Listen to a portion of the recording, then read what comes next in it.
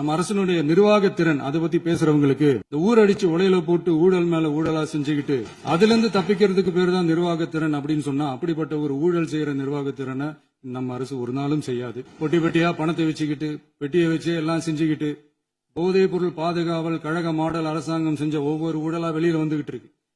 டாஸ்மாக்ல party fund கட்சி நிதி அப்படின்ற பேர்ல அடிச்ச கொள்ளையெல்லாம் ஒண்ணா இப்போ கவர்மெண்டோட கஜானாவுக்குள்ள கொண்டு சேர்த்துக்கிட்டே இருக்கிறோம்.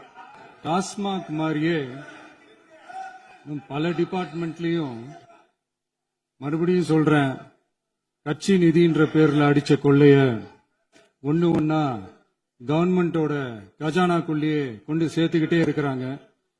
இப்பவும் சொல்றேன், மக்கள் பணத்துல இருந்து ஒரு பைசா கூட தொடமாட்டோம், தொடவும் விடமாட்டோம், தொட்டா விடமாட்டோம், இதுக்கு முன்னாடி தொட்டவங்களையும் விடமாட்டோம். ஒவ்வொரு ஊழலா வெளியில வரும் போலயே, ஒவ்வொரு வேஷமா கலைஞ்சிரும் போலயே இங்க இருக்கிற நிறைய பேரு நடுங்கி போய் இதுல நம்ம மேல அவதூறு வேற. இப்ப புதுசா ஒரு வெப்பன் ஒண்ணு கொண்டு வந்திருக்காங்க. அது என்ன தெரியுமா? அவங்க தயவால தான் நம்ம ஆட்சி நடக்குதான். மக்கள் தயவால இந்த ஆட்சி நடந்துகிட்டு இருக்கு. மனசாட்சி உள்ள சக்திகளோட ஆதரவால இந்த ஆட்சி நடந்துகிட்டு இருக்கு. நாங்க தான் அனுப்பி வச்சோம் அப்படின்றாங்களே. அனுப்பி வச்சவங்களுக்கு மினிஸ்ட்ரியில இடம் கொடுத்தா ஏன் கதறீங்க? ஏன் இவ்வளவு கோவம்?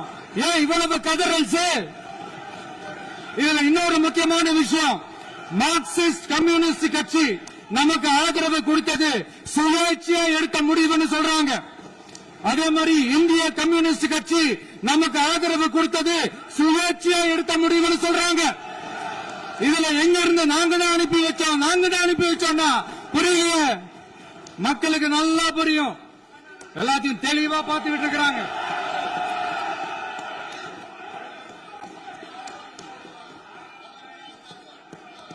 முதலமைச்சர் கண்டினியூ பண்ணலாம். மாண்பு முதலமைச்சர்.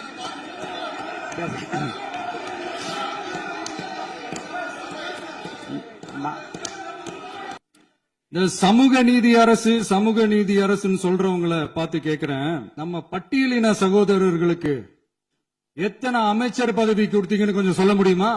ஆனா நம்மளுடைய அரசுல 8 அமைச்சர் பதவிகள் யாருக்கு? நம்ம பட்டியலின சகோதரர்களுக்கு. எல்லாம் நம்ம அண்ணன், நம்ம தம்பி, நம்ம தங்கச்சிங்க. அம்பேத்கர் அவர்களுடைய கிட்டத்தட்ட 100 ஆண்டு கால கனவு இப்ப நிறைவேறி இருக்கு. நான் ஏன் கொஞ்சம் சவுண்டா பேசுறேன் அப்படின்னா அவங்களுக்கு கேட்கணும்ன்றதுக்காக, தப்பா எடுத்துக்காது. அதே மாதிரி பெண்களோட பாதுகாவலர் நாங்க தான் அப்படின்னு சொல்லிக்கிறவங்களை கேட்கிறேன், எத்தனை பெண்களுக்கு அமைச்சர் பதவியில இடம் கொடுத்தீங்க கொஞ்சம் சொல்ல முடியுமா? எங்க அரசுல 4 சகோதரிகளுக்கு அமைச்சர் பதவி கொடுத்திருக்கிறோம். அதனால மக்களால் நிராகரிக்கப்பட்டு மக்களால் அகற்றப்பட்டவங்களுக்கு ஒண்ணு சொல்லிக்கிறோம், தப்பே செய்ய மாட்டோம், ஊழலே செய்ய மாட்டோம், நேர்மையா தான் இருப்போம், நியாயமா தான் இருப்போம் அப்படின்னு சொல்றவங்களால மட்டும்தான் கூட்டணி ஆட்சி அமைக்க முன்வரும். ஆட்சியிலையும் பங்கு, அதிகாரத்திலையும் பங்கு கொடுக்க முன்வரும். ஊழல்லையே ஊறி போனவங்களால இந்த கூட்டணி ஆட்சியோ ஆட்சியிலையும் பங்கு அதிகாரத்திலையும் பங்கு கொடுக்க முன்வராது. மெஜாரிட்டி இருந்தாலும் தரமாட்டாங்க, மெஜாரிட்டி இல்லனாலும் தரமாட்டாங்க. கேட்டா ரெடிமேடா ஒரு பதில் ஒண்ணு வச்சிருப்பாங்க, கூட்டணி ஆட்சியை மக்கள் விரும்ப மாட்டாங்கன்னு. அதே மக்கள் தான் இப்ப அவங்கள பார்த்து சிரிக்கிறாங்க. பதவி ஏத்த அன்னைக்கு கொஞ்சம் டைம் அவகாசம் கேட்டேன். எதுக்கு கேட்டேன்? நிதி நிலைமைலாம் கொஞ்சம் மோசமா இருக்குது, அதெல்லாம் கொஞ்சம் சரி செஞ்சுக்கிட்டு படிப்படியா கொஞ்சம் கொஞ்சமா நான் கொடுத்த வாக்குறுதிகள்லாம் செயல்படுத்துவேன், அதுக்காக கொஞ்சம் டைம் அவகாசம் கேட்டேன். நான் ஏதோ வேற எதுக்காகவோ வேற யாருக்காகவோ ஏதோ அவகாசம் கேட்ட மாதிரி. அடுத்து இங்க சபையில இல்லாதவங்களை பத்தி பேச வேண்டாம்னு நினைக்கிறேன். இங்க நம்மளை பத்தி அவதூறு பரப்புறதோட மட்டும் இல்லாம இப்ப நம்ம மக்கள் மேலேயும் அவதூறு பரப்ப ஆரம்பிச்சிட்டாங்க. மக்கள் நமக்கு ஓட்டு போட்டது தப்பா, குடும்பமா நமக்கு ஆதரிச்சது தப்பா. இது இப்ப இல்ல, நான் சொல்றது எம்ஜிஆர் அவர்கள் காலத்திலிருந்தே. அப்பவே அவர் ஜெயிச்சப்போ அதே மக்களை தப்பா பேசுறது. மக்கள் என்ன பண்ணிட்டாங்க, எம்ஜிஆர் என்ன பண்ணிட்டாரு, எம்ஜிஆர் என்ன இது பண்ணிட்டாரு. 50 வருஷமா ஒரே டெக்னிக்கா, டெக்னாலஜி எல்லாம் மாறி வேற எங்கேயோ போயிட்டு இருக்கு.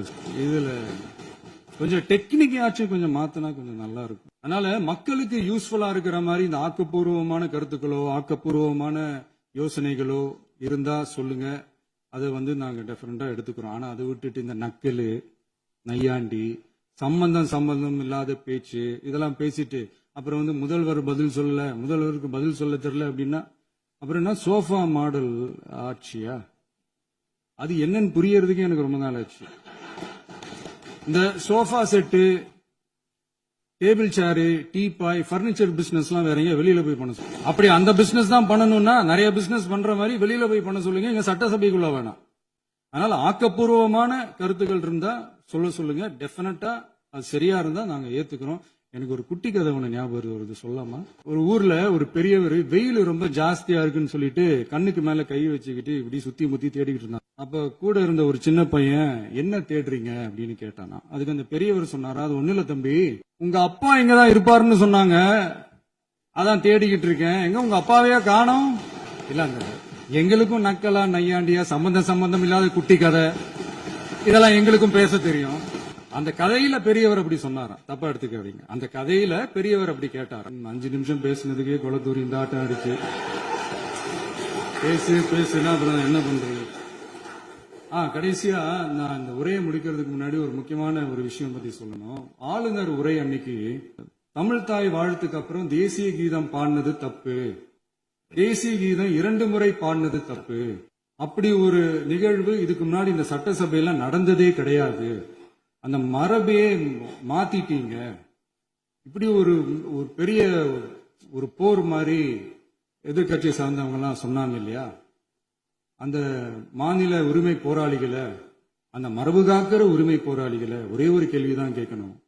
2021 August 2 centenary celebration of Tamil Nadu legislature, அந்த பங்கன்ல நம்ம முன்னாள் முதலமைச்சர் கருணாநிதி அவர்களோட புகைப்படத்தை மாண்புமிகு குடியரசுத் தலைவர் திறந்து வைக்கிற ஒரு பங்கன். அந்த பங்கன்ல national anthem followed by Tamil Thai Vazhthu அப்படின்னு அறிவிச்சது ஞாபகம் இருக்கா? அதாவது தேசிய கீதத்துக்கு அப்புறமா 2வது முறையா, நோட் திஸ் பாயிண்ட் மாண்புமிகு பேரவைத் தலைவர் அவர்களே, பிளீஸ் நோட் திஸ் பாயிண்ட். தேசிய கீதத்துக்கு அப்புறம் 2வது முறையாக தமிழ் தாய் வாழ்த்து பாடப்படும் அப்படின்னு சொன்னது ஞாபகம் இருக்கா? அதுவும் முத்தமிழ் அறிஞர் அப்படின்னு சொல்ற நம்ம கலைஞர் அவர்களுடைய அந்த புகைப்படம் வெளியிட்டு விழாவில் அவர் இருந்த இதே சபையில தமிழ 2வது இடத்துக்கு தள்ளினது யாருன்னு ஞாபகம் இருக்கா? அது மட்டும் இல்ல, அந்த தேசிய கீதத்தை நாட்டுப்பண் நேஷனல் ஆந்தம்னு சொல்லி அதே பங்கன்ல கடைசியா பங்கன் முடியும் போது செகண்ட் டைம் தேசிய கீதம் பாடினதும் ஞாபகம் இருக்கா? இதே அவையில் தான், அது அவை குறிப்பிலும் இருக்கிறது, இதே அவையில் தான் நடைபெற்றது. இந்த தக்க நேரத்தில் இந்த ஆதாரங்களை அளித்த மாண்பு முதல் அவர்களுக்கு நன்றியை தெரிவித்துக் கொள்கிறேன். டவுட் இருந்தா இந்த புக்கை பார்த்து தெரிஞ்சுக்கலாம். இதெல்லாம் கேட்டா என்ன சொல்லுவாங்கன்னா, அது ஜனாதிபதி கலந்துகிட்ட பங்கன், அதெல்லாம் அப்படிதான், அதெல்லாம் கண்டுக்க கூடாது அப்படின்னு சொல்லுவாங்க. இதே மாதிரிதான் பேசுறது ஒண்ணு, செய்யறது ஒண்ணு, செய்யறது ஒண்ணு, பேசுறது ஒண்ணு. இதெல்லாம் மக்கள் பார்த்துக்கிட்டு இருக்காங்க. எலெக்ஷனுக்கு முன்னாடி தான் அப்படி செஞ்சுக்கிட்டு இருந்தாங்க, இப்ப எலெக்ஷனுக்கு அப்புறம் அதே தான் செய்யறாங்க. இந்த விஜயையும் சாமானியர்களின் உண்மையான சமூக நீதி அரசையும் அவமானப்படுத்துறதுக்கு தான் அவங்களோட அந்த பொலிட்டிக்கல் சீனியாரிட்டி அது பயன்படுத்துது போல. சரி, செய்யட்டும், நல்லா செய்யட்டும். இப்போ ஆனாலும் நம்மளுடைய மாநில உரிமை, மொழி உரிமை, உத்தம உத்தரர் போல வேஷம் போடுற எதிர்கட்சிக்கு ஒன்றை மட்டும் ஆணித்தரமாக சொல்றோம். உங்களை மாதிரி தமிழ்னு சொல்லிக்கிட்டு, மொழி, பண்பாடு, கலாச்சாரம்னு சொல்லிக்கிட்டு ரெட்டை வேஷம் போடுறவங்க நாங்க கிடையாது. உலகெங்கும் வாழும் என் தமிழ் சொந்தங்களுக்கு நம்முடைய உத்தரவாதம் தமிழ் தான் எங்க உயிர் நாடி அப்படின்றத மறக்க மாட்டோம். இப்பவும் சொல்றோம், மாநில உரிமையில எப்பவும் உறுதியா இருப்போம். அதே சமயத்துல அரசியல் வேற, ஒன்றிய மாநில அரசுகளுக்கு இடையே இருக்கிற நிர்வாக அணுகுமுறை வேற. இதுல நாங்க ரொம்ப தெளிவா இருக்கிறோம். அதனால எங்களுக்கு பாடம் எடுக்கிறதா நினைச்சுக்கிட்டு உங்க வேஷத்தை நீங்களே கொஞ்சம் கொஞ்சமா கலைச்சுக்கிட்டே வர்றீங்க, மறந்துடாதீங்க. அப்புறம் நேத்து எதிர்கட்சி தலைவர், மாண்புமிகு எதிர்கட்சி தலைவர் பேசும்போது நிறைய பேசினாங்க. அதுல ஒண்ணு மட்டும் அரசு சொல்றதா நினைச்சுக்கிட்டு நம்மள இன்டைரக்டா ஈவில் அப்படின்ற அந்த வார்த்தையை யூஸ் பண்ணாங்க. எனக்கு ஒண்ணுதான் சொல்லணும்னு தோணுது. ஈவில்ஸ்னு டெவில்ஸ் பேசக்கூடாது. அவங்க இருந்திருந்தா ஒரு ஆக்ஷன் பண்ணணும்னு எனக்கு தோணுச்சு. எல்லாரும் போயிட்டாங்க. இல்ல With your permission இப்பவும் பண்ணலாமா? இப்பவும் பண்ணலாம், ஒண்ணும் தப்பு இல்ல.